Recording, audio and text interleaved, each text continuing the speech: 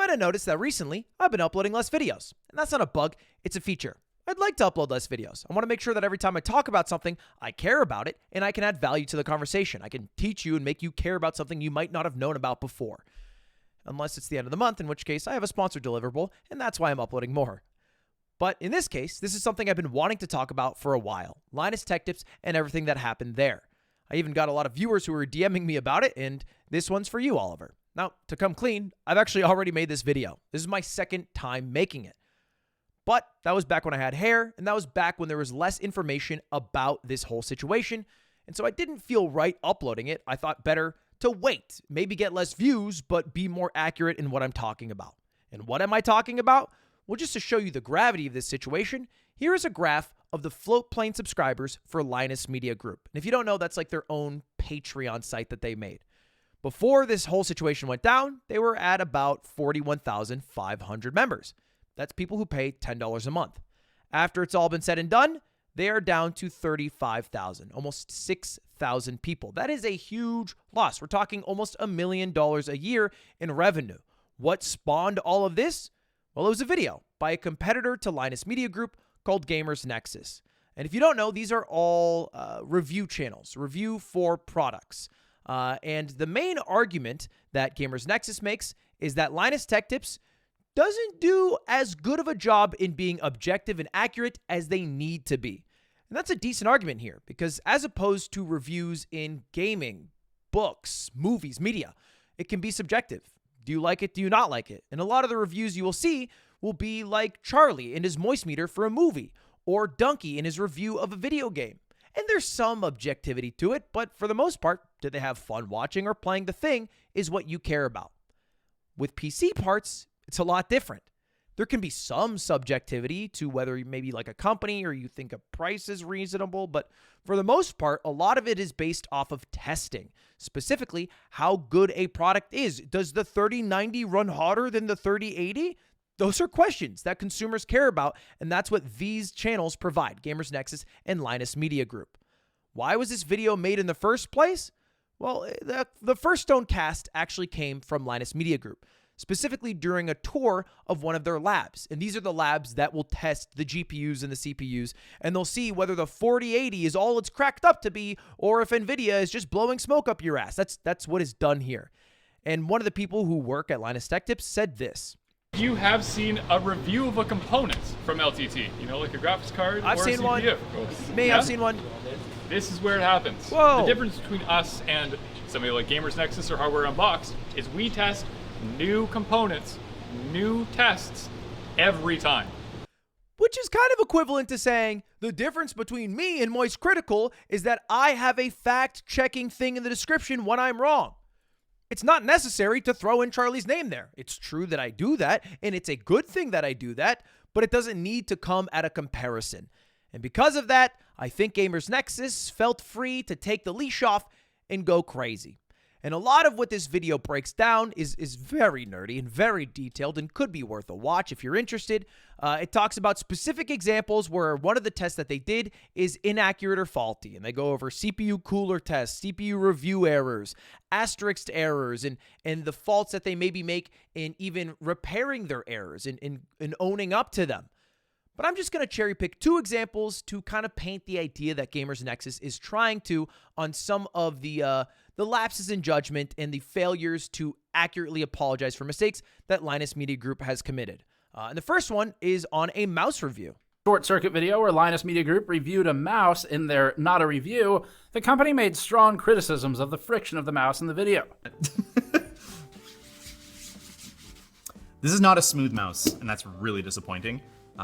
Especially on like a premium gaming mouse. That should be one of the primary focuses. Ponage then contacted LMG to This is a huge bomb that he's about to drop. notify them that LMG had not removed the protective film from the feet of the mouse. Now, he goes on to say that, yeah, they never removed the plastic that was on the bottom of the mouse. That's why there wasn't good enough friction. And then they replied, and they were like, no, we did remove it. And then the people who made the mouse pulled up a screenshot where you could see the protective film, and they're like, no, you didn't. What the hell? And they eventually corrected that in the review and in I think one of the comments, but it wasn't big enough. The harm caused by the hundreds of thousands of people who saw the review where they had a plastic cover on was a problem, right? There was even a point where some people were trying to defend Linus Media Group by saying, well, hey, if a professional mouse reviewer couldn't find the film, then maybe a consumer can't. But that's not the point. If you're a professional reviewer, you should be a little more accurate. And the big one that everybody was latching onto, the big bomb that Gamers Nexus dropped, was specifically about this product right here, an $800 solid copper cooler. On June 24th, LTT published a video about a copper water block made by a small company called Billet Labs, founded just last year. LTT took one of the company's first prototypes to test, valued in the thousands of dollars for manufacturing, not counting opportunity value. In the video, the LTT team stuck this special 3090 Ti water block on an RTX 4090. If this wasn't a 3090 Ti, then we don't have another 3090 Ti that we can take apart. So basically, to dumb it down for people who don't understand, because I don't, I bought a pre-built Alienware because I don't know how to build a damn PC. These guys were given a prototype. There's not many of these things, of a solid piece of copper that is supposed to be a cooler for your graphics card and your CPU. I don't know what the other term for that is. For GPU and CPU, this is both. Cool.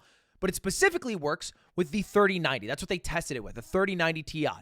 And just to ensure that they tested it correctly, Billet Labs not only sent their prototype to Linus Media Group, they also sent a 3090 to them. So that, like, hey, just test it with the thing we sent it with you. Somewhere in the process of Linus Media Group, they misplaced it. They didn't even know they had it. And they were like, oh, there's a 4090 on the shelf. Let's just use that. And they tried to use it. And guess what? It didn't work as well as the 3090. In the end of the review, it was like, hey, this is a cool idea. It was pretty well built, but yeah, you shouldn't use it. It doesn't work as well. Like, look at the performance. But you couldn't really take that seriously because it wasn't meant to be reviewed with the 4090 in the first place. Then there were some further concerns because they never sent back the prototype. And it was a prototype that they didn't have many of, and they wanted it back. Instead, there was some miscommunication, and Linus Media Group auctioned it off to charity without even asking Billet Labs. And by the time it had already been sold, they're like, oh, we can get it back for you. And Billet Labs was like, just send us the money, bro. Just send us the money. And it took them a long time, too, to even find the 3090 to send that back. So a whole host of errors. And at this point, it's worth noting that I don't think any of these errors were done out of malice. I don't think they have it out for Billet Labs and they want this small company to fail. I think it's done out of ineptitude, failures of communications, bad chain of commands, and a rush to get out videos quickly. There was a point where Linus talked about it on the WAN show, his huge podcast, where he didn't want to retest it with a 3090 because it wasn't worth the man hours. They need to get the video out. To refilm the whole entire thing, it would cost a whole lot of money, and we could just get the video out because the conclusion will probably be the same anyway, which maybe is true. He could be right, but it's your job as the reviewer to do the due diligence to come to that conclusion, and if you did it the wrong way, you got to go back and do it the right way. And this isn't a feeling that I am coming up with on my own, as Gamer Nexus points out, and Linus Tech Tips' own video points out in the What It's Like to Work for Linus. A lot of people say they work a little too much. Publish less videos. I wish we could back off the amount and focus on quality for a bit. More time for projects would be good. Just allow us more time to work on a video. We never have time for retrospection. It's always just, that's out. What's the next thing? Would be nice if the pace was lessened a little bit. This is a lot of people complaining about the same issue, which is that these sort of arbitrary deadlines for a certain amount of videos to be posted is too much to be able to do everything accurately and well and reflect on it and feel good about maybe the work that you're uploading. Now, what happened in response to this huge video from Gamers Nexus that garnered over 5 million views? Well, Linus from Linus Tech Tips responded a bit irrationally, a bit prematurely, if you will, a bit emotionally, and dropped a blog post onto Floatplane and basically said, like, hey, we see it. I wish they would have chatted with us first. I'm not really going to talk about this anymore. I've solved all the problems they talked about in the video. All right, see you later. And people were like, this isn't enough. And that's not just the viewer saying that. That is also Linus saying it. Once again, I made things worse by allowing myself to respond emotionally. And this was part of a much larger apology video on the main channel. So he went from saying, hey, we're not going to talk about it on the podcast, to uploading a dedicated video that features every lead at the company, Linus Media Group, including the CEO, the majority owners, the head of writing, basically everybody on the staff, saying what they're hoping to do and change going forward. And this video was received with mixed feelings. You can see by the like to dislike, we're damn near 50-50 on it, because although it did address a lot of points, it was jokey in tone and monetized, and people thought it was just a bit uncouth. So they try to listen to feedback, turn off monetization. But the big thing, the big takeaway, is that they were taking a break. For the first time in years, they weren't going to upload anything for over a week. I think it ended up being just around 9 days. And during that time, there was another bomb that was dropped. And this one might be the most serious. And it was by a former employee, Madison, who talked about her tenure at Linus Tech Tips and said that she quit because the working environment was horrible. And there's a huge post here from Madison, a huge thread that is worth reading the entirety of. And it goes into a lot of workplace harassment and difficult working environments. Now, I'm not going to talk about it too much because right now Linus Tech Tips is doing a third-party investigation. And I don't think this to be a third-party investigation to hide it and throw it away. I think they'll actually take action on it. And I'm sure I will follow up when this third-party investigation is posted. But I don't want to cause too much speculation. I would just recommend, if you got some free time, read through it. Take a look. Take a look at all these videos. It's worth your time. It's interesting stuff, and it's real accounts of people who worked at real jobs and had tough times. But anyway, after the break, that week-long break from that initial apology video that Linus Tech Tips posted, they uploaded a return video. Hello, we are back after I think 9 or 10 days.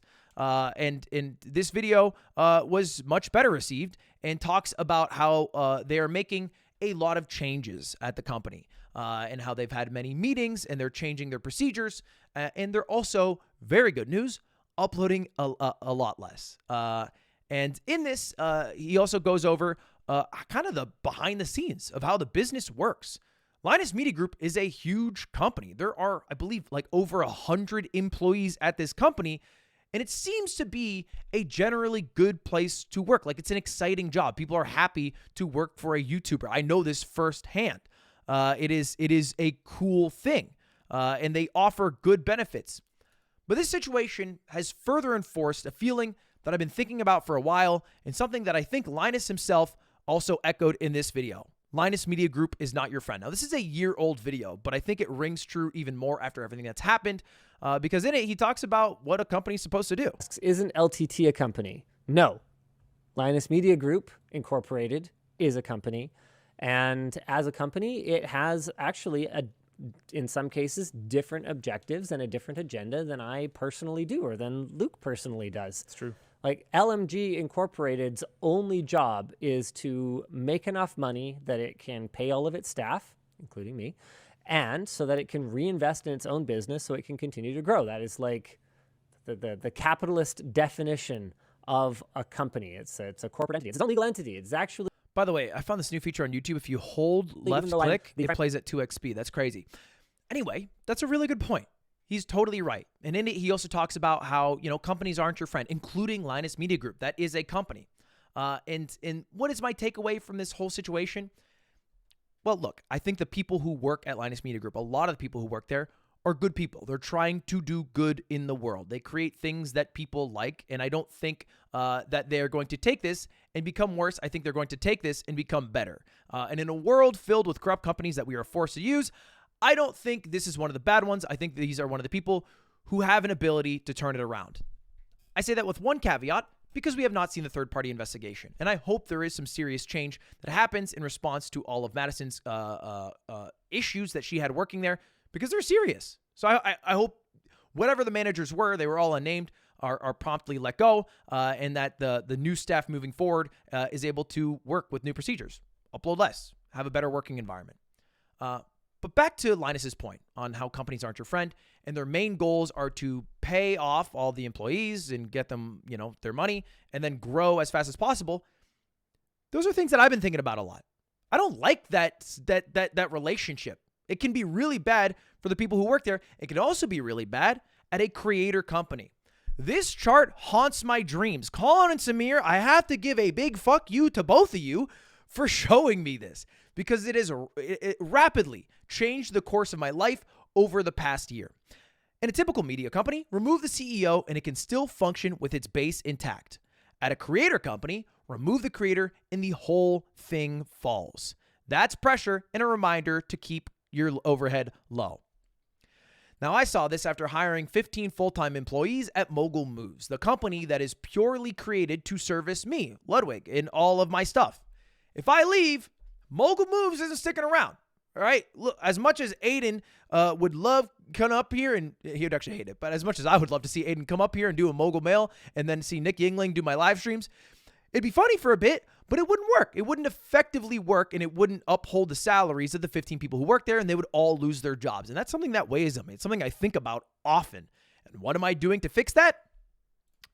That is why I spend so much time doing this. I've streamed a lot less because of this. I have uploaded less Mogul Moves because I'm not so content-brained anymore. I'm business-brained to try to make Offbrand big enough that it is the company that can sustain all the jobs of the people who work at Mogul Moves, so that long-term, if in 5 years I want to step down, or if I start sunsetting immediately and all the viewers leave, or if I have a terrible, terrible PR day and everybody stops watching and unsubscribes, they still have a job because Offbrand can service any creator. But the only final piece of this puzzle that I've been really stressed about is how you form a company. I don't necessarily like the idea that the priority for a company is to make money, reinvest the money, or take out the surplus for the people who own the company and then grow as big as possible at the risk of the people who work there. I think the people who work there should have a little more power and a little more say. I've been thinking a lot about that. I have nothing to do or say about it at the moment, but it is something that weighs on my mind. And the only other thing that is worth talking about is the things that Offbrand do, which specifically is our next event, which is happening this weekend. It is World's Greatest, sponsored by YouTube Gaming. We're trying to find the GOAT gamer. If you haven't heard about this, it is one of the events that I'm the most excited for ever, mostly because the people who are showing up for this event. I had a simple idea. Let's find the greatest gamer in the world. And the people who actually are showing up are like tens. Valorant Prodigy, Mango, the GOAT of Smash, Jerax, the second highest earning esports player of all time with $6.5 million. And you can see the rest of the names here like Asu, Super, Jaden Animations will be there, Nemo, the women's grandmaster. And we have an insane roster of talent for commentary like Sajam, Slime, Yipes, Coney, and myself. And this is all happening September 2nd and 3rd this weekend at noon each day. I'll be live on my channel, on my main channel. A lot of these people will be live on their channel. So anyway, check it out. Trying to help Offbrand, trying to help their events that are also my events sometimes, and thinking about how to make sure that workers have a little more power than they do right now, which is basically what me and the board wants to do. That doesn't seem fair. Doesn't seem right. Anyway, that's it. Thanks for watching. Have a good one. See you later. Goodbye. See you later. Have a good one. I finally talked about it. All right. Now, goodbye. And I will still have to 1v1 Linus at some point. That'll happen. All right. Goodbye. See you later. Goodbye.